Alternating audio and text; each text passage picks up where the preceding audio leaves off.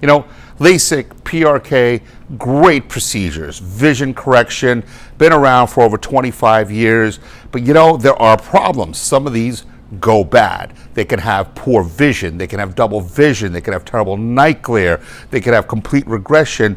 And a lot of it's been a bit of mystery why it happens, and a lot of people haven't been able to really put their finger on it.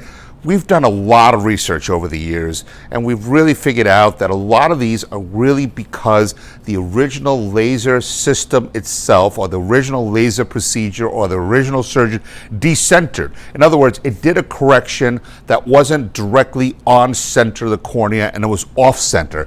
Or it created an off center correction, then it moved, thereby creating a oblong correction, or partially on center and partially off. So these did not make a proper shape to the cornea.